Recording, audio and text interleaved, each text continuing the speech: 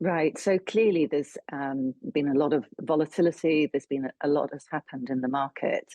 And it was clear from the middle of last week, really, that Credit Suisse was not going to be able to move forwards without some kind of external support.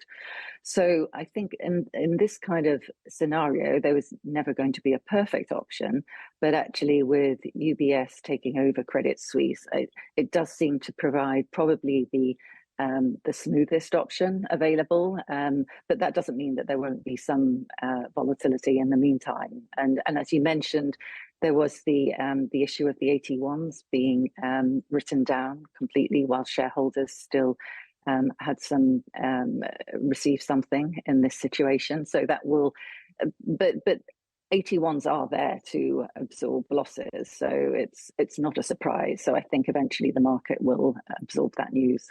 Elisabeth, just to get into what these bonds are, COCOs, as they've been nicknamed, some call it effectively a high-yield investment with a grenade attached to it, a hand grenade attached to it, telling you about effectively the risk of holding these types of instruments. But they have been very key, and they're only new instrument in recent years, and this is the first real test of what happens when a bank is effectively had conditions imposed on it to clean up what's been happening in the banking system.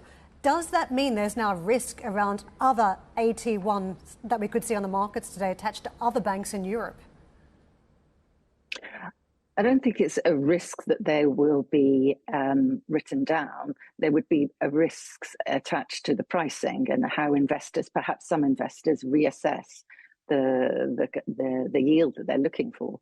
But these are, as you say, they're instruments that are intended to help deal with the complex financial institution at a time without resorting to taxpayers' money. So they've done what they were supposed to do.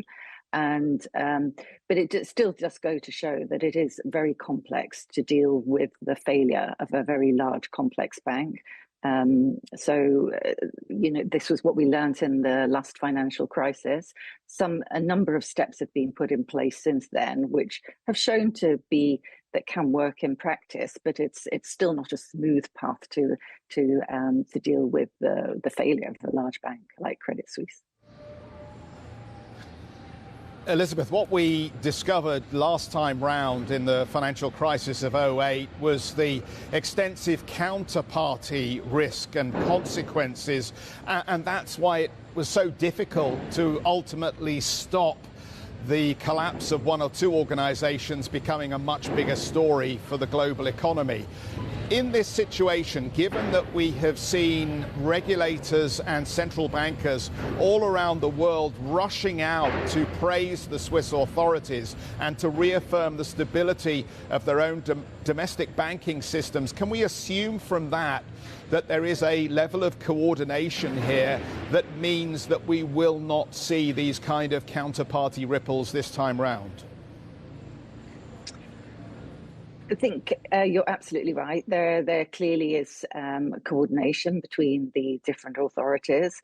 I think that when you've got a situation with you've got an acquisition of UBS by UBS of Credit Suisse, so that does remove some of the concerns that could have taken place about greater concerns about derivatives, counterparty risk.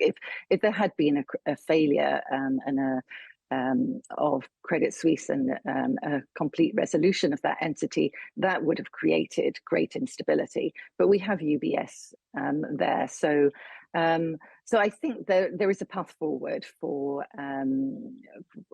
the financial system globally.